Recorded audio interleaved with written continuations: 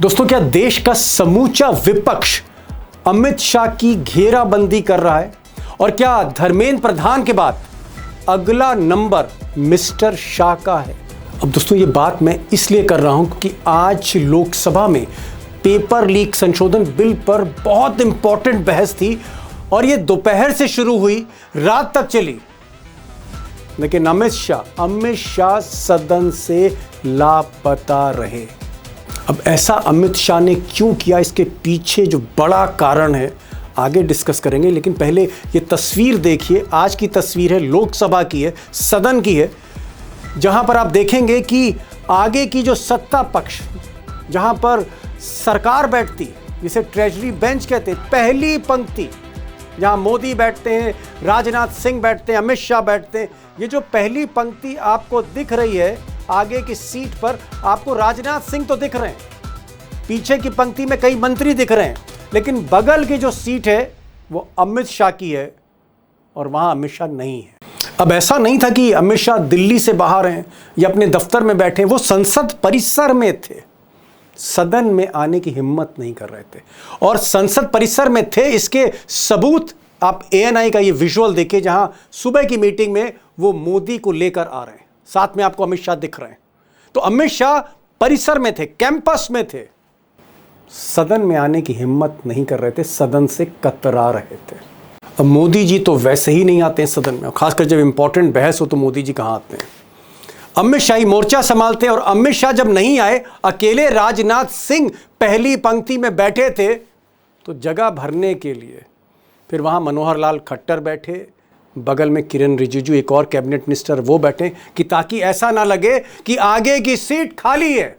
अब सच्चाई यह है कि पूरी संसद, आप लोग सोचते होंगे कि ओम बिरला स्पीकर जो है वही चलाते हैं या फिर राज्यसभा में जो चेयरमैन है वो चलाते हैं। सच्चाई ये है, अंदर की बात ये है कि अमित शाह ही सारा कुछ कंट्रोल करते हैं। और इसीलिए जब एक फोन गया था, मैं अमित शाह का नाम नहीं ले रहा हूं, एक फोन गया था तो आधे घंटे में इस देश के उपराष्ट्रपति धनखड़ साहब, जगदीप धनखड़ साहब ने इस्तीफा दे दिया था, जो चेयरमैन थे राज्यसभा के।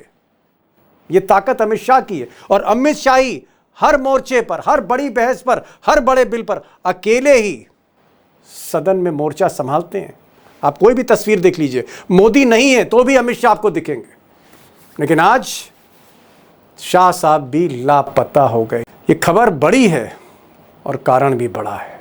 अब दोस्तों, आज की जो बहस थी बड़ी इंपॉर्टेंट थी, पेपर लीक पर थी और उस पर चर्चा होती रही। आंदोलन में किस तरह से लाठीचार्ज हुआ, किस तरह से अत्याचार हुआ, और सारे छात्र आज लोकसभा की इस कार्रवाई को देख रहे थे और विपक्ष ने भी मौका नहीं छोड़ा।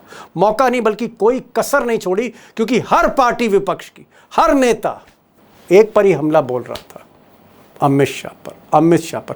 और इसकी शुरुआत कांग्रेस की तरफ से गौरव गोगोई ने की, जहां एक के बाद एक तीर अमित शाह पर लग रहे थे।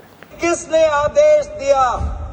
वो आदेश कहां से आया कि पैलेट गन का इस्तेमाल हो? किसने आदेश दिया? किसने आदेश दिया कि आंसू गैस का इस्तेमाल हो? किसने आदेश दिया कि लाठी पैरों पे नहीं, लाठी सर पे पड़नी चाहिए? किसने वो आदेश दिया? और सच्चाई है कि धर्मेंद्र प्रधान का जिक्र नहीं था, जिक्र सिर्फ और सिर्फ गृह मंत्री का था। जिक्र सिर्फ और सिर्फ गृह मंत्री के उन आदेशों पर था कि भाई पैलेट गन का आदेश किसने दिया, कमिश्नर ने दिया या होम मिनिस्टर ने दिया? ये जो आंसू गैस के गोले दागे गए, ये किसका आदेश था? पुलिस तो गृह मंत्रालय के अंडर में, CRPF तो गृह मंत्रालय के अंडर में, रैपिड एक्शन फोर्स तो गृह मंत्रालय के अंडर में। तो ये आदेश कौन दे रहा था? कौन दे रहा था? सरकार बताए। और इसी कड़ी में प्रियंका गांधी ने भी बड़ा हमला बोला मिस्टर शाह पर। क्या जरूरत थी उन छात्रों पर आंसू गैस चलवाने की, उन पर लाठियां बरसाने की, उन पर वाटर कैनन्स चलवाने की? क्या जरूरत थी उन नौजवान लड़कियों को जलील करते हुए उनके कपड़े फाड़ने की, उनको बेरहमी से गंदी तरह पिटवाने की? देश के युवाओं पर पैलेट गन्स और AK-47 चलवाने की क्या आवश्यकता थी? क्या वे आतंकवादी थे? अब वो चाहे समाजवादी पार्टी के नेता अखिलेश यादव हों या फिर TMC के अभिषेक बनर्जी हों या शिवसेना के नेता हों या अखिलेश की पत्नी डिम्पल यादव हों जो लोकसभा की संसद सदस्य हैं, सब के सब एक एक करके जो सवाल पूछ रहे थे वो कहीं ना कहीं अमित शाह को टारगेट कर रहे थे। ऐसा लग रहा था जैसे विपक्ष ने पूरी तरह से तय कर लिया है कि धर्मेंद्र प्रधान का विकेट तो गिरा ही गिरा है, अब अगला नंबर मिस्टर शाह का है। और शायद कहीं ना कहीं एक अंडरस्टैंडिंग दिखती विपक्ष में और छात्रों में कि एक विकेट तो गिर गया, अगला नंबर मिस्टर शाह का है। अब इसे शाह साहब की बदकिस्मती कहें या वक्त इस तरह का है कि अमित शाह के जो दो चेले हैं, जिसमें से एक बंगाल के चीफ मिनिस्टर शुवेंदु अधिकारी हैं, दूसरे चेले उनके सम्राट चौधरी हैं, बिहार के मुख्यमंत्री। और इन दोनों स्टेट्स में, बंगाल में और बिहार में, जो डबल इंजन की सरकार है बीजेपी की, जिसका रिमोट अमित शाह के ही हाथ में, वहाँ तो अति हुई है। बिहार में पहले राइफल चली जहानाबाद में और बाद में सिवान में AK-47 चलने लगी दिन दहाड़े छात्रों पर। और इसीलिए ये भी सवाल किया गया कि भाई ये जो AK-47 चल रही थी, इसका आदेश ऊपर से किसने दिया था? क्या सम्राट चौधरी ने दिया था, या फिर वहाँ के SP ने दिया था, या फिर DGP ने दिया था, या फिर सम्राट चौधरी के बॉस ने दिया था? ये आदेश किसने दिया? क्यों हिम्मत हुई पुलिस की AK-47 चलाने की सड़कों पर छात्रों के ऊपर?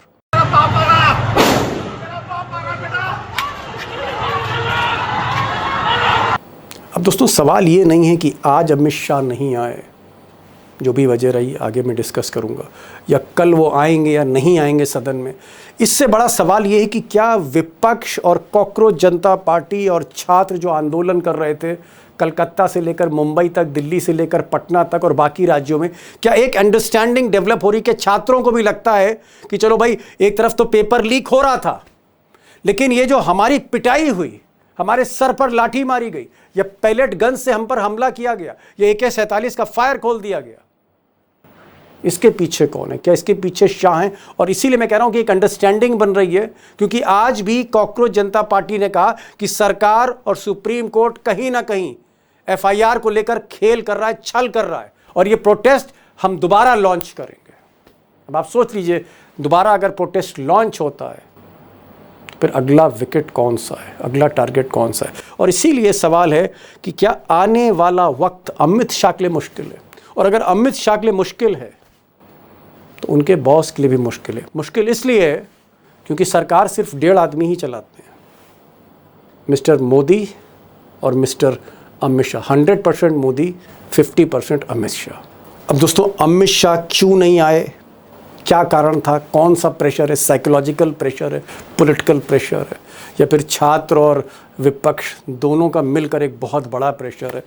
सवाल थोड़ा मुश्किल है। मैंने आज विनोद शर्मा जी को बुलाया है। तकरीबन 45 बरस से वो लोकसभा, संसद, सारी प्रोसीडिंग्स देख रहे हैं। बहुत ही सीनियर जर्नलिस्ट हैं और गुजरात लॉबी को बहुत भीतर से जानते हैं, उस स्थिति को भी जानते हैं। और जब लोकसभा या राज्यसभा की बात होती है तो विनोद शर्मा जो बोलते हैं उनको ज़रूर सुनना चाहिए। विनोद जी, पहला सवाल, अमित शाह पर ही चारों तरफ से हमले हो रहे थे।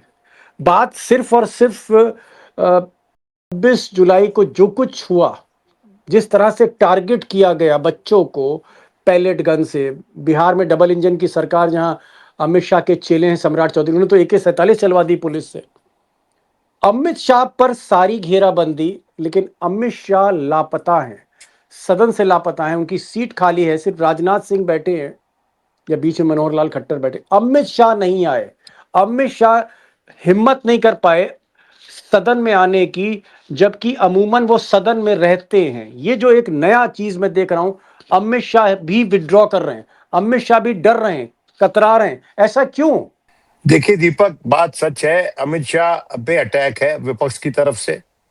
वो कहते हैं ना कि राजा की जान तोते में। ओके। अमित शाह जो है वो मोदी जी की इन्फेंट्री है पार्लियामेंट में, ना सिर्फ पार्लियामेंट में और जगह भी। सेनापति, फौज में जो इन्फेंट्री होती है, बंदूक वाली जो टुकड़ियां होती हैं, ये वो है, उसके सिपा सलार हैं। और वो आज के दिन सदन में नहीं है, माननीय प्रधानमंत्री भी स्वयं नहीं है। देखिए, राजनीति में कभी कभी अप्रत्यक्ष हो जाना भी एक स्ट्रेटजी होती है। नरेंद्र मोदी जी बहुत सी ऐसी बातों पे चुप हो जाते हैं, कुछ कहते नहीं है, बरसों कई महीनों तक नहीं कहते हैं, फिर आखिर में आके जब सब शांत हो जाता है तो कुछ बोलते हैं। लेकिन उनकी एब्सेंस में अमित शाह जो हैं, जो अभी तक हमने देखा है, वो मोर्चा संभालते थे। और ये एक बात माननी पड़ेगी, हालांकि हम उनके विचारों से हमेशा सहमत नहीं रहते हैं, अक्सर सहमत नहीं रहते हैं, हमेशा क्या कि वो he is a good parliamentarian. Amit Amit Shah Shah. अपनी पार्टी के हिसाब से अपनी पार्टी की बात वो बड़ी अच्छे से रख देते हैं सदन में, और चूंकि उनके पास फैक्ट्स वगैरह होते हैं, कागज वगैरह काफी लेके आते हैं, तो वो मोदी जी की तरफ से एक अच्छी पैरवी करते हैं, सरकार की तरफ से एक अच्छी पैरवी करते हैं। लेकिन आज के दिन एक भी कोई ऐसा नेता अभी तक, क्योंकि जितने भी बोले आकर, हालांकि कोई विस्तार से भाषण, जो उनके जी मुख्य स्पीकर है जिन्होंने बिल मूव किया, उन्होंने अभी भाषण देना है। जो जी जितेंद्र सिंह जी हैं, उनके प्राइम मिनिस्टर्स ऑफिस में मिनिस्टर ऑफ स्टेट हैं, उन्होंने विस्तार से भाषण उन्होंने देना है। मैं समझता हूँ वही रिप्लाई करेंगे डिबेट को, और वो भी अच्छा शोध वोध करके आते हैं तो वो बोलेंगे। लेकिन अभी तक जो बातचीत हुई है, अभी तक जो सत्ता पक्ष की तरफ से लोग जी बोले हैं, वो वॉट अबाउटरी कर रहे हैं कि भाई समाजवादी पार्टी टाइम में ये हुआ था, नेशनल एजुकेशन पॉलिसी कांग्रेस के टाइम में आई थी, ये सब बातें कर रहे हैं, और आपके टाइम में भी पेपर लीक हुए हैं। लेकिन मुख्य बात जो है, वो पुलिस की फोर्स का प्रयोग स्टूडेंट्स के खिलाफ जो जंतर मंतर में बैठे हुए थे, और वो स्टूडेंट जो सड़कों पे उतरे हुए थे बिहार में, उनके खिलाफ जो बल प्रयोग हुआ पुलिस की तरफ से, वो मुख्य मुद्दा विपक्ष का है। और उसके लिए जवाब कोई सटीक है नहीं सत्ता पक्ष के पास, क्योंकि using force against the young people of India, ये तो कोई जस्टिफाई कर ही नहीं सकता ना। विनोद जी, बात आपकी बात अपनी जगह सही है, लेकिन मैं ये पूछ रहा हूं कि आप खुद कह रहे हो कि अमित शाह अच्छी पैरवी करते हैं सरकार की, अच्छे पार्लियामेंट्रियन हैं, मोदी का बचाव करते हैं, लेकिन आज तो अमित शाह गायब है। अमित शाह आ नहीं रहे, हिम्मत नहीं कर पा रहे। और मैं 12 साल में पहली बार देख रहा हूं, वो सांसद पहले राज्यसभा के थे, अब लोकसभा के मंत्री हैं, कि पहली बार अमित शाह हिम्मत नहीं कर पा रहे सदन में आने की, जबकि उन्हीं का सब्जेक्ट डिस्कस हो रहा है।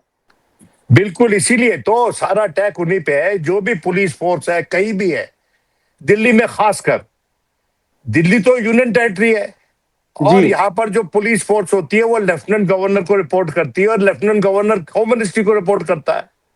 तो ये बात साफ है कि वहां पर पूरा कंट्रोल गृह मंत्रालय का था, अमित शाह का था।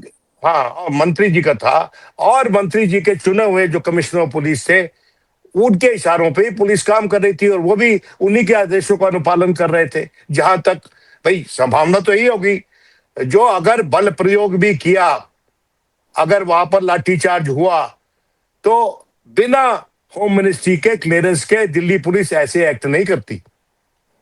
जी तो जवाबदेही तो बनती है गृह मंत्रालय की और गृह मंत्री की, और वो वहां पर नहीं बैठना चाहते। क्यों? उसके कुछ मुख्य कारण हो सकते हैं, मैं तो अटकल नहीं लगा सकता हूं, वी कैन स्पेकुलेट ओनली। जी देखिए, ऐसी डिबेट में जब अटैक सीधा अमित शाह पे, मंत्री पे हो और वो बैठा हो, तो पत्रकार उसकी बॉडी लैंग्वेज भी पढ़ते हैं, उसके चेहरे की भाव भंगिमा भी पढ़ते हैं। तो इस सब से बचने के लिए, और माननीय प्रधानमंत्री भी नहीं थे वहां पर, अगर इतनी अहम बहस हो रही है शिक्षा व्यवस्था पे, और जो बल प्रयोग हुआ है छात्रों के खिलाफ, अगर उस बहस के दौरान नहीं बैठे हुए हैं, और ये बहस भी बड़ी मुश्किल से दी है, सरकार इस बहस के लिए भी मुश्किल से मानी है, तैयार हुई। और जी जी, और दूसरा कि जो हटाया उन्होंने केंद्रीय शिक्षा मंत्री को, धर्मेंद्र प्रधान जी को, वो भी बड़े प्रेशर के बाद हटाया, और छात्रों के प्रेशर के बाद हटाया। और छात्र अब भी ये कह रहे हैं कि आपने अपना वादा पूरा नहीं किया हमसे। जो बात, अब देखिए, बातचीत भी जेपी नड्डा ने की, बातचीत तो होम मिनिस्टर को करनी चाहिए ना। हाँ, अमित शाह वहां भी नहीं आए फ्रंट पे। जनता पार्टी के वो वहां भी नहीं थे। उन्होंने वो थे, वो जितेंद्र सिंह और नड्डा। जेपी नड्डा। तो मुझे क्या लीडरशिप चेंज हो गया है? क्या मतलब क्या है कि जो फ्रंट लाइन में लोग हैं वो फ्रंट लाइन लीडर्स नहीं है बीजेपी के। बीजेपी के दो फ्रंट लाइन लीडर्स हैं, माननीय गृह मंत्री और माननीय प्रधानमंत्री। ऐसे मामलों में, और ऐसे क्या मामलों में, हर मामले में। और राजनाथ सिंह जी जो वहां बैठे हुए हैं, राजनाथ सिंह जी जो है वो कभी कभार बयान दे देते हैं जिसपे बड़ा बवाल होता है, लेकिन विस्तृत तौर पे ऑन द होल उनकी अभी भी विपक्ष के लोग इज्जत से बात करते हैं उनके बारे में। तो उनको उन्होंने ऐसे व्यक्ति को बिठाया जिनके प्रति बहुत ज्यादा विपक्ष का वैनमस्य नहीं है। लेकिन आज के दिन वैनमस्य का भाव गृह मंत्री के प्रति सबसे ज्यादा है। क्या आपको लगता है कि अमित शाह रियलाइज कर रहे हैं कि धीरे धीरे, चाहे वो छात्र हो, चाहे कॉकरोच जनता पार्टी के नेता हो, चाहे वो विपक्ष हो, चाहे राहुल गांधी हो, क्या अमित शाह इस बात को रियलाइज कर रहे हैं कि धर्मेंद्र प्रधान के बाद अगला टारगेट अमित शाह खुद है? अमित शाह खुद इस वक्त निशाने पर है, ये बात अमित शाह रियलाइज कर रहे हैं? आपको भी लगता है कि धर्मेंद्र प्रधान के बाद सारा फोकस अमित शाह पे है कि इनको भी हटाओ? नहीं, रियलाइज तो कर ही रहे हैं। उनको पता है कि प्रहार उन्हीं पे होना था अगर वो पार्लियामेंट में आते तो उस प्रहार से बचने के लिए और उस परिवार के उस प्रहार के बाद अपनी बेचैनी छुपाने के लिए वो नहीं आए सदन में। जी, बड़ा क्लियर है कि वो बेचैनी जो उनके चेहरे पे होती जब सवाल उठ रहे होते उनकी अपनी भूमिका पे, और वो उसको प्रत्यक्ष नहीं करना चाहते क्योंकि प्रधानमंत्री और गृह मंत्री ने अपनी एक इमेज बना के रखी हुई है जनता में कि हम बड़े मजबूत नेता हैं और हम विचलित नहीं होते कुछ भी कहा जाए। लेकिन ये ऐसा मुद्दा है जिसपे उनका विचलित होना बनता भी है और वो विचलित होते भी। एक चीज और जानना चाहूंगा, ये ठीक है कि आपने पहले भी कहा कि दो ही लोग सरकार चला रहे हैं, मोदी और शाह, वही सारे मसले हल करते हैं, और इस बार जो टारगेट था वो चाहे कॉकरोच पार्टी हो, बच्चे हों, चाहे मुंबई में, नागपुर में जहाँ भी बच्चों के प्रदर्शन चल रहे हैं, पश्चिम बंगाल में, बिहार में, हर जगह मोदी टारगेट थे। और अमित शाह जिस तरह से लाठी चलवा रहे थे, लाठी के बल पे इसको दबाना चाहते थे। क्या आपको लगता है कि गुजरात लॉबी इस बच्चों के आंदोलन के बाद इसकी जो साख है, इसकी जो क्रेडिबिलिटी है, इसकी जो ताकत है, इसका जो एक ऑरा था कि साहब बहुत ताकतवर है, बहुत पावरफुल है, क्या वो छवि, वो इमेज कहीं ना कहीं टूटी है, वो भ्रम कहीं टूटा है लोगों का? देखिए, यही तो मैं कह रहा हूं आपको कि देखिए जो इमेज इन्होंने बनाई थी, जो अपनी पार्टी का चित्र जनता के मानस में इन्होंने खींचा था, वो आज के दिन छिन्न भिन्न हो चुका है। और उसको दोबारा दुरुस्त करने में, दोबारा से जोड़ने में, दोबारा से वही तस्वीर बनाने में आसानी नहीं होगी, बहुत मुश्किल होगी। और अब यूपी में भी इलेक्शन आने वाला है, राम मंदिर का चोरी का मसला है, एथेनॉल 20 का मसला है, चारों तरफ से सरकार घिरी हुई है और उसके साथ साथ बड़ा इकोनॉमिक क्राइसिस भी देश के सामने है जिस पे पर्याप्त चर्चा नहीं हुई पिछले कुछ दिनों में छात्रों के एजिटेशन के चलते। वो जो अभी तेल के भाव जब बढ़ेंगे गिरेंगे, जो मार्केट में उतार चढ़ाव आएगा, ये सो, और जो दूसरा वो जो लगा दिया है 10% टैक्स लगा दिया है हमारे पे, टैरिफ्स लगा दिए हैं उसने, डोनाल्ड ट्रंप ने 12.5% लगा रहे थे लेबर इश्यूज के चलते, लेकिन 10% ही लगाया है। तो बड़े दबाव में सरकार और घिरी हुई कई मुद्दों से चारों तरफ। लास्ट क्वेश्चन, छोटा सा जवाब चाहूंगा। क्या आपको लगता है कि ये जो जिस दिन दिल्ली का घेराव हुआ और बच्चों पे आंसू गैस के गोले दागे गए, उन पे लाठी चली, पैलेट गन चली, क्या ये टर्निंग पॉइंट था? और आपको लगता है कि मोदी और शाह का, मैं उत्तर प्रदेश के चुनाव की बात नहीं कर रहा, पंजाब उत्तराखंड के चुनाव की बात नहीं कर रहा, क्या आगे का सफर मोदी के लिए, शाह के लिए आसान नहीं है? बहुत कठिन होगी डगर पनघट की, क्योंकि विपक्ष को मुद्दे मिल गए हैं जो जनता के साथ जुड़े हुए हैं। आप अंदाजा कर लो, तेल का मुद्दा क्या जनता के साथ नहीं जुड़ा हुआ? E20 का, इथेनॉल का, जी, इथेनॉल 20 का नहीं जुड़ा राम मंदिर चोरी, राम मंदिर का सीधा सीधा आस्था से जुड़ा हुआ प्रश्न है। और वही आस्था का प्रश्न जिसको एक उड़न खटोला बना के भारतीय जनता पार्टी ने अपना प्रभुत्व बनाया पूरे देश में, वो उड़न खटोला भी डैमेज हो गया आज के दिन। जी। और तीसरी बात, ये जो बच्चों के साथ एक तरह से जंग हुई है सरकार की, सरकार ने तो धावा ही बोला ना बच्चों पे, और उसमें खासकर जो बच्चियां हैं उनके प्रति जो व्यवहार हुआ है, देखिए इनकी मेजर सपोर्ट बेस, इनके मेजर जो अपना वोट बैंक बना रहे थे वो महिलाओं का बना रहे थे। उसका क्या हशर होगा, कुछ दिन लगेंगे हमको एनालाइज करने में। उसी तरह से ये हर मुद्दे पे मिडिल क्लास हिट हो रही है। शिक्षा के मुद्दे पे मिडिल क्लास हिट हुई, तेल के मुद्दे पे स्कूटर चलाने वाला वो भी वही हिट हुआ। और मिडिल क्लास ही होती है जिसकी राम मंदिर पे मंदिर जाके चढ़ावा चढ़ाती है। तो ये जो इनकी बनी हुई थी एक जो इनके एडवर्टाइजर्स थे, भारत का मध्यम वर्ग, जो भारतीय जनता पार्टी का बड़ा ही स्ट्रॉन्ग, बड़ा ही मजबूत वोट बैंक बन गया था, उसमें क्रैक्स आ गए। Oh my God.